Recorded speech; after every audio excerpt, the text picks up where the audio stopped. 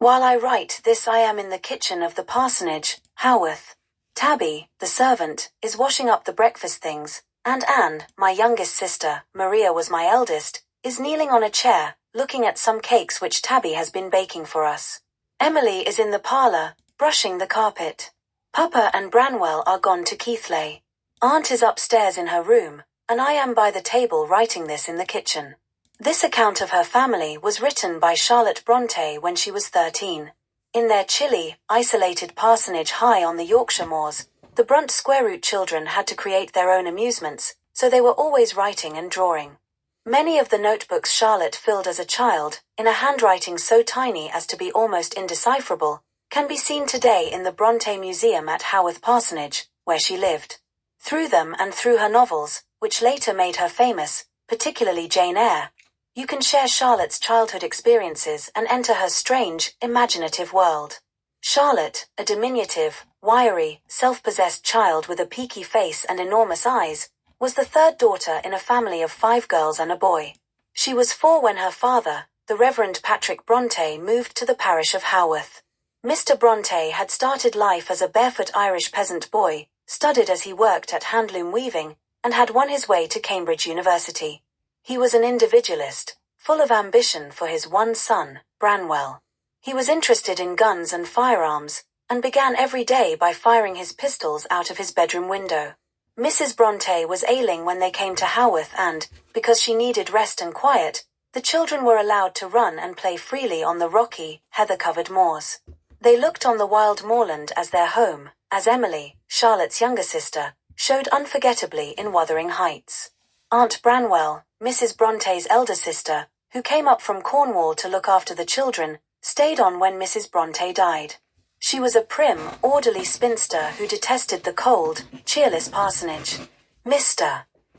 Bronte would allow no carpets on the stone-flagged floors, and no curtains either, because he had a dread of fire.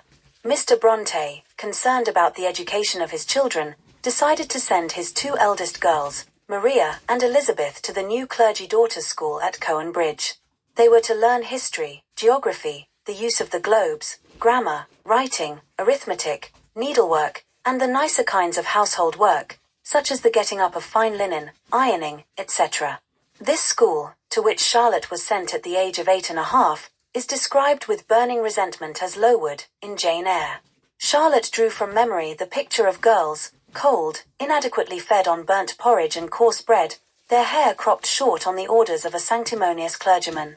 Helen Burns, the brilliant, saintly girl in Jane Eyre, who has to stand in a corner with the placard slattern round her neck and who dies of fever, is a portrait of Charlotte's eldest sister, Maria.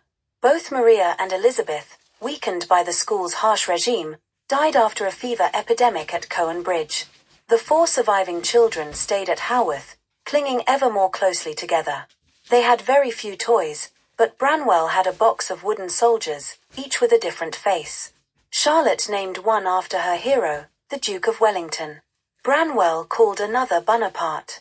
The other soldiers, known as the young men, were used to fight battles, or were turned into explorers, politicians, or artists. The young Brontes used the young men to people an imaginary island. It had a magnificent marble school with subterranean vaults for naughty children.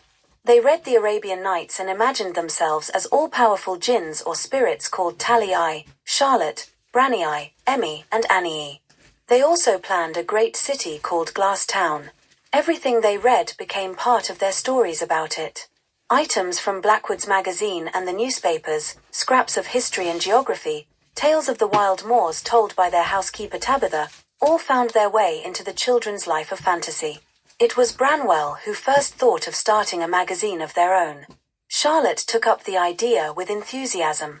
Their magazines were tiny, because paper was scarce in the parsonage and because small letters kept them secret. No adult could read the minute writing without a magnifying glass. Mr. Bronte once picked up one of the books and, alarmed for his children's eyesight, spent 6pence on buying them a large notebook. All that is written in this book must be in a good, plain, legible hand, he told them. The children never used it. At 14, Charlotte wrote her first love story. 17 years later she wrote, under the pen name of Currer, Jane Eyre.